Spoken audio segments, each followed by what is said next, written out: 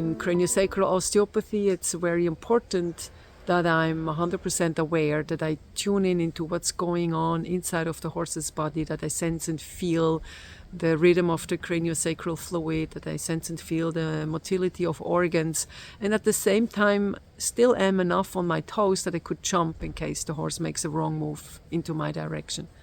Even if the horse is very nice, you have to be very careful. And there's horses which are more defensive or even aggressive, and then the question, is it really the right horse to do body work with? And I realized that the connection before the treatment is actually more important than the treatment itself, because that really sets the tone for everything what happens after. Sometimes I wish I'm a horse trainer and could just take those horses for a couple months and start from scratch and rebuilding the trust or the broken connection and relationship. But in a bodywork session, you have only a short amount of time, a short window to create that trust and that connection in order to get anywhere near a healing or improvement of a health issue. Sometimes I feel like I'm speed dating horses. I get 5 minutes to introduce myself, 5 minutes to find the common interest, 5 minutes to set the boundaries, and another 5 minutes to find that trust that we want to work together for another 45 minutes.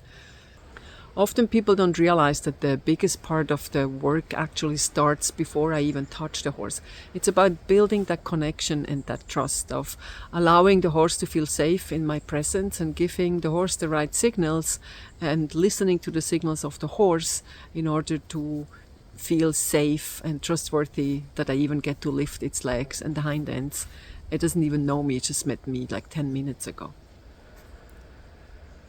Let me introduce you to Rima. Rima is an 18-year-old Zweibrücken mare. She is a Prix Saint-Germain level dressage horse, and she knows that she's very strong and powerful. Rima had some lameness issues in the past, but had a bad fall on the longe line in that arena last September. She fell very hard and got a huge hematoma on her right stifle. These are images taken 2 weeks after the accident, and you can see how immense that swelling was on the inside and the outside of the stifle. In order to understand the severity of that injury, I would like to give you a quick anatomical overview of the muscle attachments of the knee of the horse. You have superficial and deep muscles going from the patella and its fascia up to the hip, to the back of the hind end, to the lower part of the leg, up into the abdomen, the rib cage, and to the lower back. The healing of a hematoma of that size will take quite some time, since that fluid has to be reabsorbed in the chest area of the horse into the bloodstream. Rima is moving quite good for the severity of the injury. I see some stiffness in that right hind leg. I also see some rigidity in her torso, and would love to have a little more flexibility in her ribs. It seems like she has a hard time bending and kind of moves as a whole. Rima is still very defensive over her injury. She kicks and bites when somebody tries to touch her on the wrong spot. She is difficult to handle on the ground, pushes into people's space, moves her hind end too close, and also bucked her owner off a couple of times. Rima's owner told me that the arena is still a very stressful place for her horse, that she tightens up and gets nervous as soon as they approach those grounds. So Rima is not the safest horse to do body work with, and I decided to work on her in the arena to have enough space to give her chances and options to move, and also to recreate the positive experience for her and her owner in the place where the accident happened.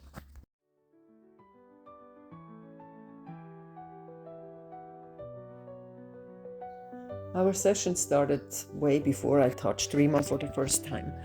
We went into the arena. I gave her permission to go wherever she wanted, followed her around, gave her the safety and security to explore that space with fresh eyes.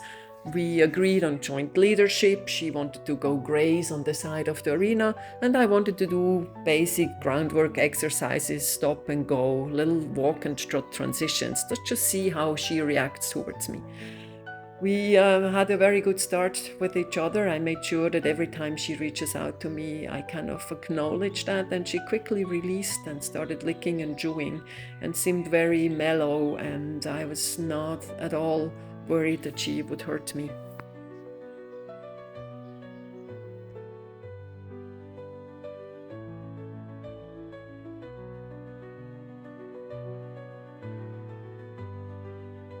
Decided to start working in a zone of safety and wanted to be as far away from that right stifle as possible, so the diagonal front was the right place to start. There was a lot of tension in her neck and in all the muscles, and she quickly released and started lowering her head and didn't mind the touch at all.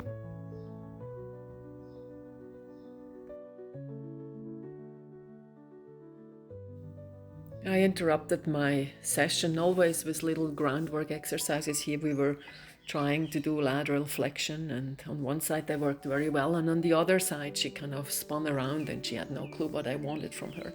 So we kind of slowed down and connected and tried a couple times until she realized that I didn't even ask that much of her. I just kind of allowed her to chill and to follow with little signs and gave her lots of praises and scratches, and she really enjoyed that.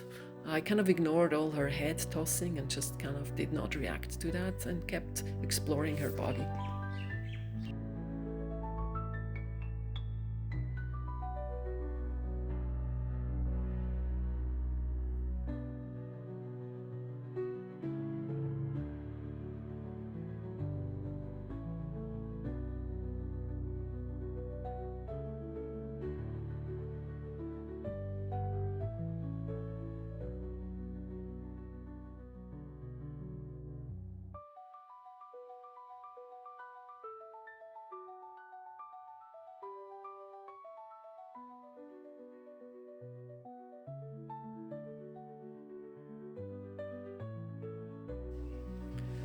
I always let the animals to walk away when they feel like it's a little bit too intense. I try to keep them under their threshold so they're not building up tension and energy. So we go back to sometimes little exercises of walking back and forwards, and then we stand together there and let the nervous system calm down before I approach the next step and before I approach a new area.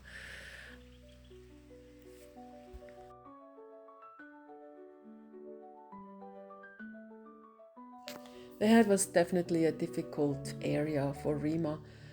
When I stay in front of her and touch her forehead with just one hand, she doesn't give me any negative signs or any issues. As soon as I stand on her side and try to reach up and use both hands, she kind of starts shaking and throwing her head around. So tells me that she maybe had bad experiences getting haltered in her past. So I try a couple times, made her walk it out, and then just reconnected with her neck and allowed her first to calm down, to lick and chew, and to find some relaxation again.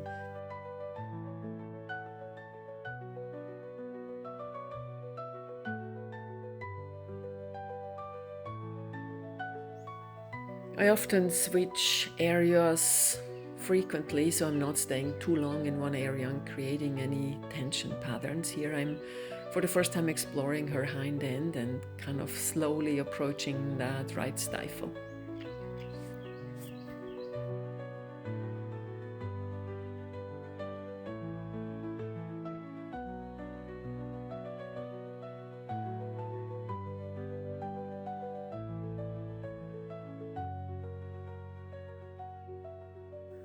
When I finally was ready to approach that right stifle, she was very kind and gave me clear but friendly signs to back off.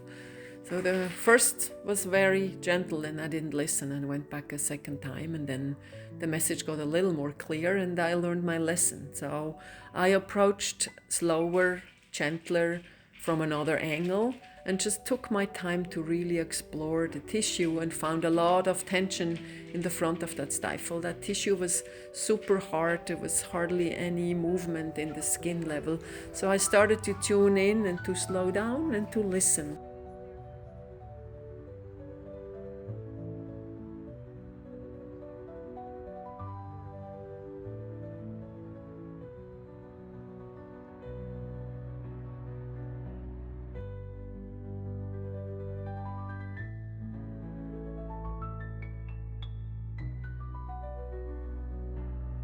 Rima liked that approach much better, and I was able to address the tissue for the first time. And we just took our time, and she even leans into me. I could tell like that she kind of liked the touch. But then at one point, she walks away and has enough. And then we interrupted these little sessions with grazing on the side as a little reward for allowing me to touch her.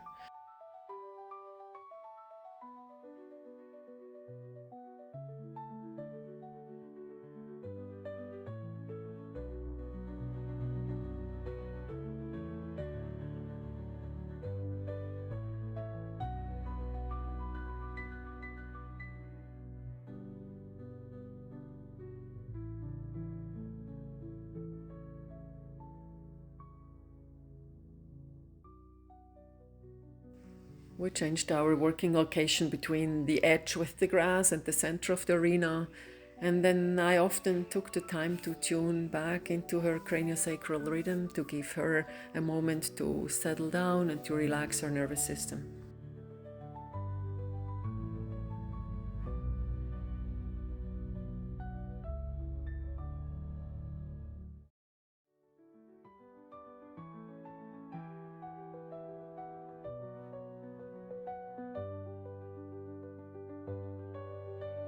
I interrupted my session with little groundwork exercises here and there, and here I'm trying to see how she moves that right hind leg. She nicely steps under in the front and has kind of a springy step at the moment and doesn't seem to mind at all.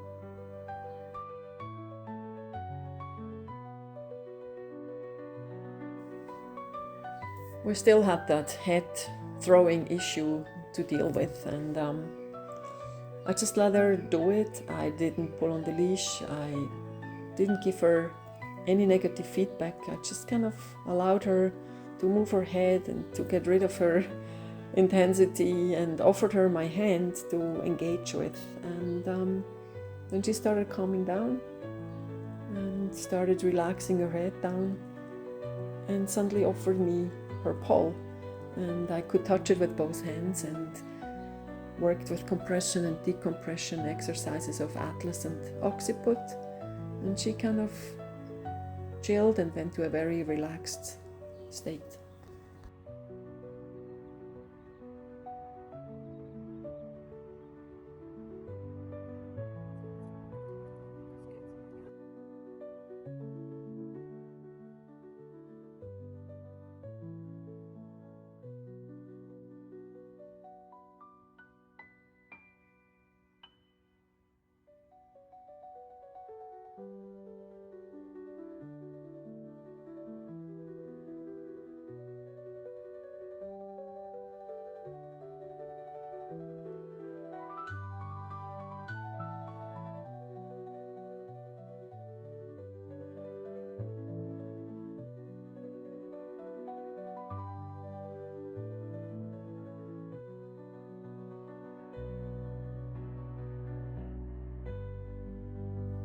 We changed back and forth between racing and center of arena, and then after a while we came to a very good place. She chilled in the middle of the arena, offered me her leg, and started releasing a lot of tension out of her body.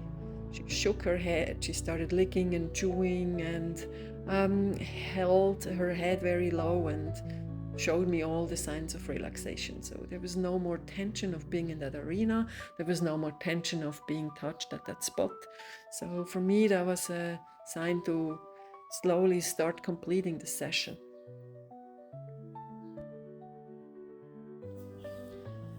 It was very tempting to try to lift that leg and see if I got her relaxed enough in order to pick it up and start moving that hip joint a little more. But that would have been the ego of my therapy self, and I decided to listen to my intuition and not push it any further, and finish the session with a positive memory for Rima in the arena, with a positive memory for Rima in working with me, in order to set me up for success the next time I'm going to work with her.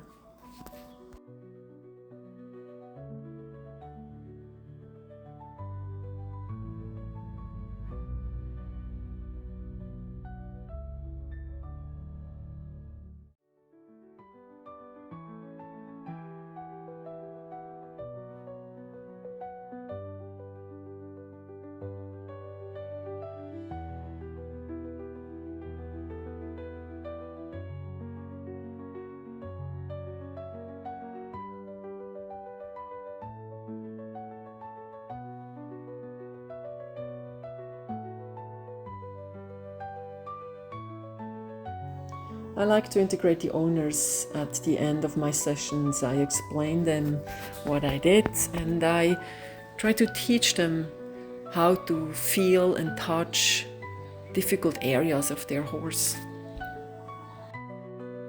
For me, it's very important to help the owners to find the confidence again to approach their animals and to be able to let go of that fear, because when they're worried and expect the worst things to happen, the way they approach that animal is with that energy of tension, and all the horse picks up is that tension the person carries in her field. So I help the owners to find that trust and that gentle touch and that confidence to find a new connection with their horse after an injury.